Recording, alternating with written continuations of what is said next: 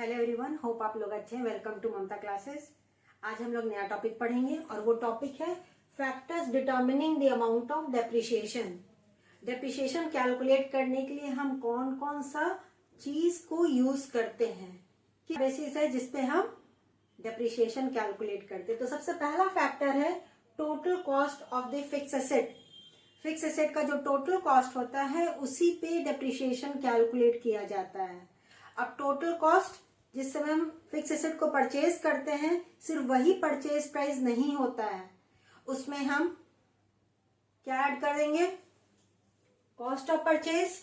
Fix asset को जिस कीमत पे खरीदे हैं उसमें ऐड हो जाएगा फ्रेट, यानी कि जो हम ट्रांसपोर्टेशन कॉस्ट पेमेंट किए हैं उस सामान को अपने साइट तक लाने के लिए।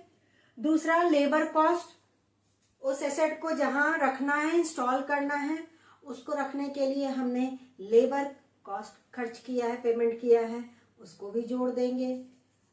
उसको इंस्टॉल करने चाहे तो इंजीनियर को दिए होंगे अगर मशीनरी वगैरह है तो, या कोई टेक्नीशियन को दिए हैं तो जो टोटल इंस्टॉलेशन कॉस्ट है वो भी उसमें ऐड होगा। अगर एक्सपेंसिव आइटम रहता है कोई चीज, नॉर्मली मशीनरी है, कुछ भी तो एक्सपेंसिव आइटम ना होता बेटा जी, तो उसको लाने के लिए रास्ते का हम इंश्योरेंस करवा लेते हैं कि अगर किसी तरह का कोई डैमेज हुआ तो इंश्योरेंस कंपनी से हम उस डैमेज का रिकवरी कर सके। यानी कि जब तक वो एसेट वर्किंग कंडीशन में ना आ जाए तब तक जो भी खर्च किया जाता है उस एसेट को वर्किंग कंडीशन में लाने के लिए, वो सारा एसेट के कॉस्ट का ही पार्ट होता है। जर्नल एंट्री में हमने आपको इसको समझाया था। अगर बिल्डिंग कंस्ट्रक्ट कर रहे हैं तो बिल्डिंग कंस्ट्रक्ट करने का टोटल खर्च जब तक कि वो बिल्डिंग यूज करने के लायक ना बन जाए, तो वही हो गया total cost of the fix asset. दूसरा जो फैक्टर है estimated useful life of the asset. अब हर एसेट का एक लाइफ होता है जो हम अनुमान करते हैं, एक्चुअल क्या होगा कोई नहीं जानता है। इंसान का भी लाइफ हम एस्टिमेट करते हैं, एक्चुअल तो कम भी हो सकता है या ज्यादा भी हो सकता है। तो उसी तरह से एसेट के लाइफ को भी हम एस्टिमेट करते हैं। तो जितने साल का लाइफ होता है वो एक इम्पॉर्टेंट फैक्टर है। अभी हम लोग आगे पढ़ेंगे कैसे ये सब हम यूज करेंगे डेप्रिसिएशन कैलकुलेट करने के लिए।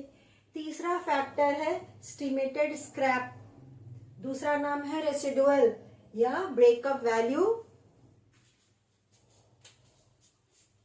Of the asset. अब एसेट को यूज कर लिए, उसके यूजफुल लाइफ के एंड में उस एसेट का क्या वैल्यू है उसको हम या तो स्क्रैप वैल्यू बोलते हैं या रेसिडुअल वैल्यू बोलते हैं या ब्रेकअप वैल्यू बोलते हैं। वो भी कंसिडर किया जाता है फॉर कैलकुलेटिंग डेप्रिसिएशन। समझ में आ गई बात? अब ये तीन चीज आपको याद रखना पड़ेगा माइंड में जब भी आप डेप्रिसिएशन कैलकुलेट करेंगे। अभी हम कुछ इंपॉर्टेंट पॉइंट्स लिखने जा रहे हैं। ये इंपॉर्टेंट पॉइंट्स आप ध्यान रखिएगा। कोई भी न्यूमेरिकल होगा ये पॉइंट सबको याद रहेगा, कभी भी कोई प्रॉब्लम नहीं होगी। इंपॉर्टेंट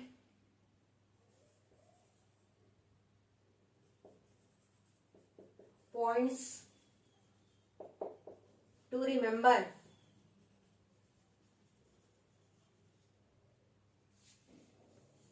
ये बुक में कहीं नहीं दिया है, इसको आप अच्छे से समझिएगा और नोट भी करते जाइएगा। सबसे पहला calculation of depreciation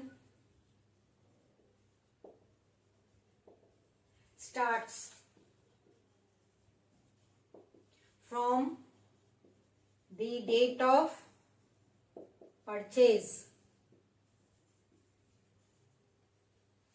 depreciation calculate करना हम कब से स्टार्ट करेंगे? जिस दिन से हम फिक्स एसेट को या तो परचेज किए हैं या कंस्ट्रक्ट किए हैं, जिस दिन से वो एसेट यूज में। खरीदने के पहले कोई डेप्रिसिएशन नहीं, सेल करने के बाद कोई डेप्रिसिएशन चार्ज नहीं होगा।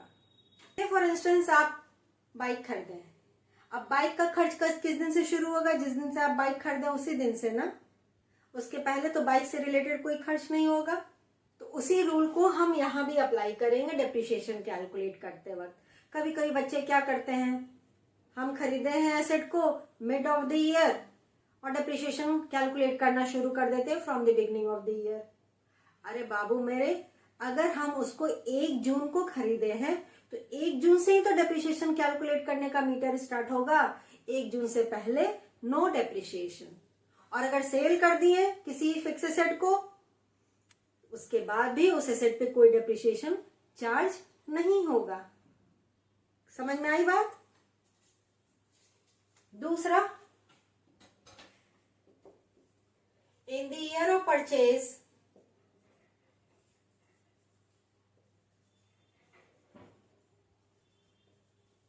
from the date of purchase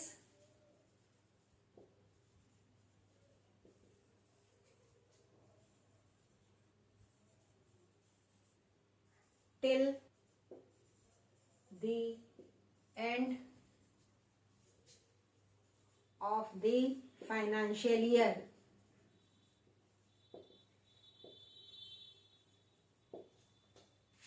जिस साल हम एसेट खरीदे हैं उस साल डिप्रिसिएशन चार्ज करने का मीटर जिस दिन से खरीदे उस दिन स्टार्ट होगा और एंड कहां तक होगा?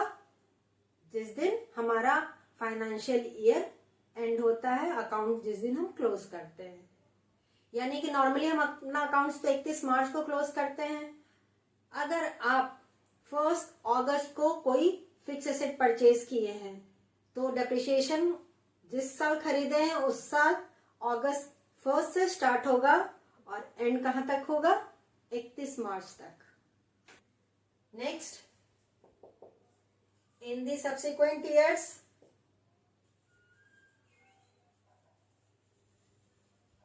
सब्सिक्वेंट बोलिए या फॉलोइंग बोलिए,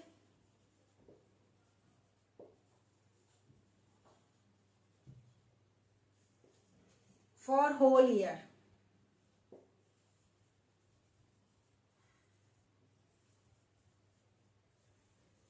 आगे के साल में डिप्रिसिएशन पूरे साल के लिए चार्ज होगा। 1 अप्रैल से स्टार्ट होगा और नेक्स्ट कैलेंडर ईयर के 31 मार्च तक कैलकुलेट होगा। यानी कि पूरा 12 महीना, यानी कि 1 साल के लिए। कोई टेंशन लेना नहीं है।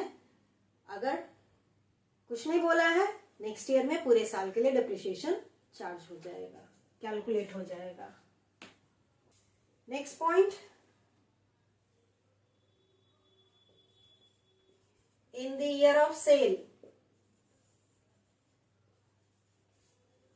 अगर हम फिक्स एसेट को सेल कर देते हैं उस साल हम डिप्रिसिएशन कब तक कैलकुलेट करेंगे?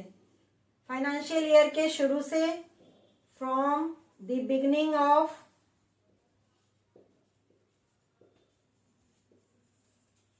फाइनेंशियल ईयर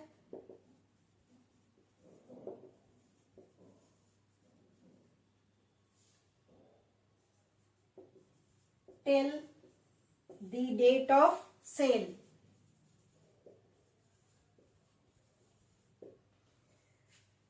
तो अगर किसी एसेट को हम सेल करते हैं उस साल पूरा 12 महीने के लिए डिप्रिसिएशन कैलकुलेट नहीं होगा।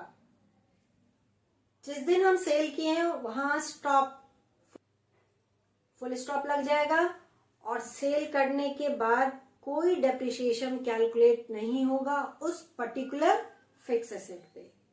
मान लीजिए आप किसी फिक्स एसेट को सेल करते हैं 31 जुलाई को, तो हमारा डिप्रिसिएशन कितने महीने के लिए कैलकुलेट होगा? अप्रैल, मई, जून एंड जुलाई। 31 जुलाई को अगर सेल किए हैं तो बस 4 महीने के लिए ही डिप्रिसिएशन कैलकुलेट होगा इन दैट पर्टिकुलर ईयर, क्योंकि 31 जुलाई के बाद तो मेरे पास वो एसेट रहा ही नहीं, तो डिप्रिसिएशन कहां से कैलकुलेट होगा? If the asset is not sold,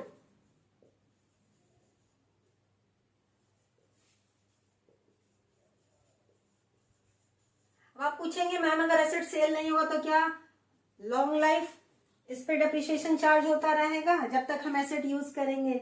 नहीं बेटा जी, उस एसेट पे तब तक डिप्रिसिएशन कैलकुलेट होगा जब तक उस एसेट का वैल्यू घट करके 0 ना हो जाए। भले ही उस एसेट को आप यूज करते रहिए।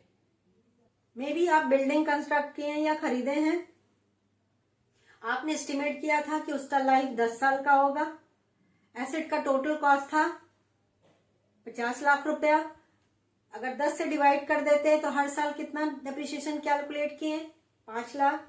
तो 5 लाख घटाते घटाते उस एसेट का वैल्यू 10 साल के एंड में नील हो जाएगा, जीरो हो जाएगा। वो एसेट तो यूज होता रहेगा, कोई जरूरी नहीं कि तो बुक का वैल्यू घट गया ना बेटा जी, लेकिन एक्चुअल वो एसेट अभी भी यूज करने लायक है, उसको हम यूज कर सकते हैं, यूज करते रहिए। लेकिन अब उस एसेट पे डेप्रिसिएशन चार्ज नहीं होगा, क्योंकि इसका वैल्यू लास्ट 10th ईयर के एंड में नील हो जाएगा। Till the value of asset is reduced to 0। Important ये पॉइंट्स आपको याद रखना पड़ेगा। फटाफट इसका स्क्रीनशॉट ले लीजिए अगर आपने नोट अभी तक नहीं किया है तो। डेप्रिसिएशन देखिए चार्ज करने का अलग अलग मेथड है, किसी भी मेथड से हम डेप्रिसिएशन कैलकुलेट करें, जर्नल एंट्री सेम रहेगा। तो आज हम जर्नल एंट्री आपको समझा दे रहे हैं। पहले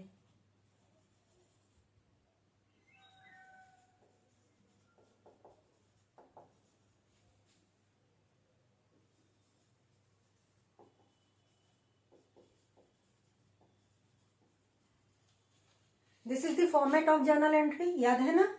तो सबसे पहला जर्नल एंट्री हम किस दिन पास करेंगे, जिस दिन हम एसेट को परचेज करेंगे। तो पहला जर्नल एंट्री होगा fixed asset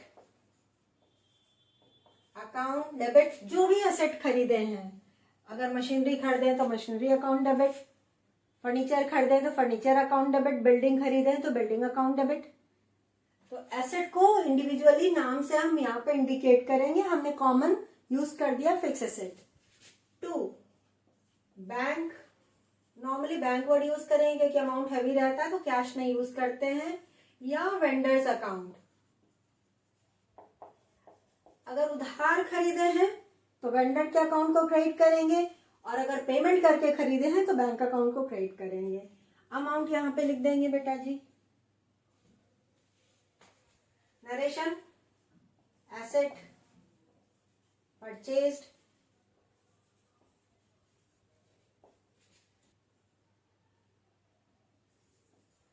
and of financial year.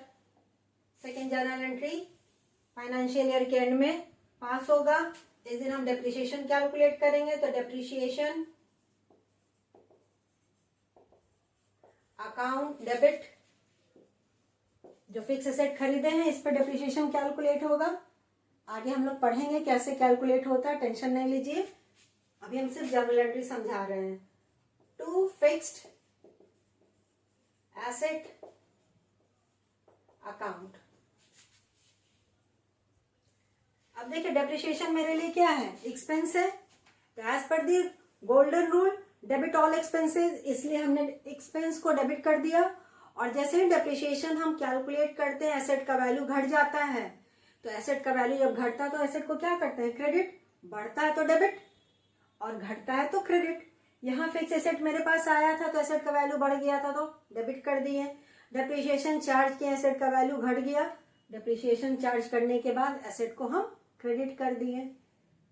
ये सब याद रखना है, गोल्डन रूल तो बिल्कुल भी भूलना नहीं है। Narration depreciation charged on fixed asset। साल के अंत में इस डेप्रिसिएशन को हम ट्रांसफर कर देते हैं स्टेटमेंट ऑफ पीएल में। जर्नल एंट्री होगा प्रॉफिट एंड लॉस और statement of profit and loss debit to depreciation account.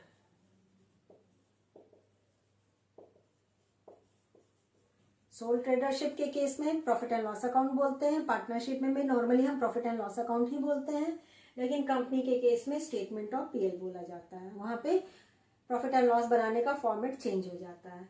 तो ये जो डेप्रिसिएशन हम इस जर्नल एंट्री में कैलकुलेट किए थे साल के अंत में, उसको हम पीएल में ट्रांसफर कर देते हैं, क्रेडिट कर देते हैं। डेप अब्रिविएशन है transferred to profit and loss account. Narration तो सिंपल सा, समझने लायक ही लिखने की जरूरत है। तो ये तो जर्नल एंट्री तब तक चलता रहेगा जब तक कि एसेट को हम सेल नहीं करते हैं या उसका वैल्यू निल नहीं हो जाता है। ये दोनों जर्नल एंट्री कंटिन्यूअस चलेगा ईयर आफ्टर ईयर। अगर हम एसेट को सेल करते हैं तब क्या एंट्री होगा? On the date of cell.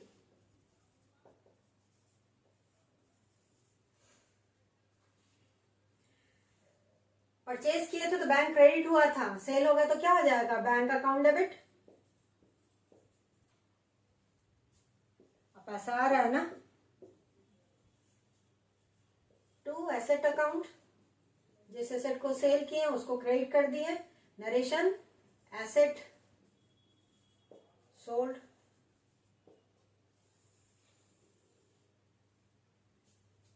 अब ये एसेट को सेल करेंगे, या तो फायदा होगा या नुकसान होगा। सपोज कीजिए आपने एसेट को खरीदा था 2 लाख रुपए में, 2 साल आपने एसेट यूज किया, उस पर डेप्ट चार्ज किया 10% के रेट से, तो 2 लाख का 10% 20,000। पहला साल 20,000 घटा, 20,000 घटाने के बाद एसेट का वैल्यू कितना बच गया? 1,80,000। फिर नेक्स्ट ईयर 20,000 और घट गया, अब 1,60,000 बच गया सेकेंड ईयर के एंड में। सेकेंड ईयर के एंड में आप उस एसेट को सेल कर रहे हैं। सेल करने पे अगर आपको 1,60,000 से ज्यादा मिला तो आपको फायदा, और 1,60,000 से अगर कम मिला तो लॉस। लॉस होगा या प्रॉफिट होगा, दोनों में से कुछ भी होगा, उसको हम ट्रांसफर कर देते हैं प्रॉफिट एंड लॉस अकाउंट में।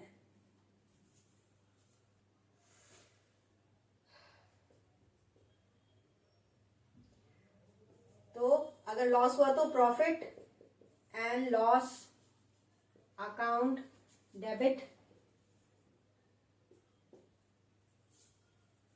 To asset account.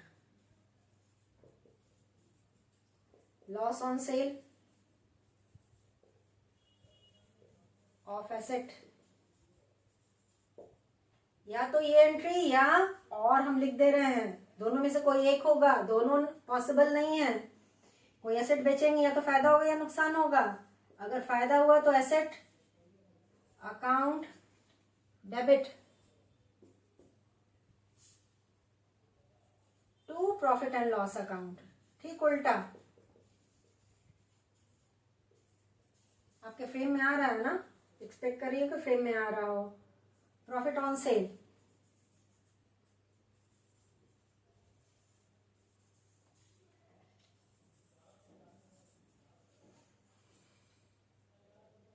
यहां लिख दे और थोड़ा सा डिटेल में, ट्रांसफर्ड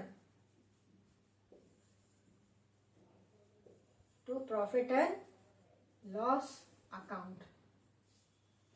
प्रॉफिट हो या लॉस हो, कुछ भी होगा, it is transferred to profit and loss account.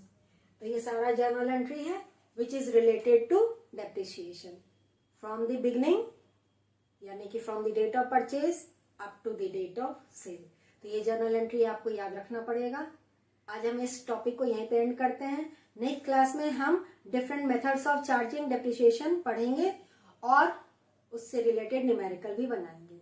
तो सबसे पहले आज जो हमने आपको कॉन्सेप्ट समझाया है, बेसिक इंपॉर्टेंट पॉइंट जो समझाया है वो आपको याद रखना पड़ेगा, जर्नल एंट्री याद रखना पड़ेगा, तो आगे न्यूमेरिकल बनाने में कोई प्रॉब्लम नहीं होगी।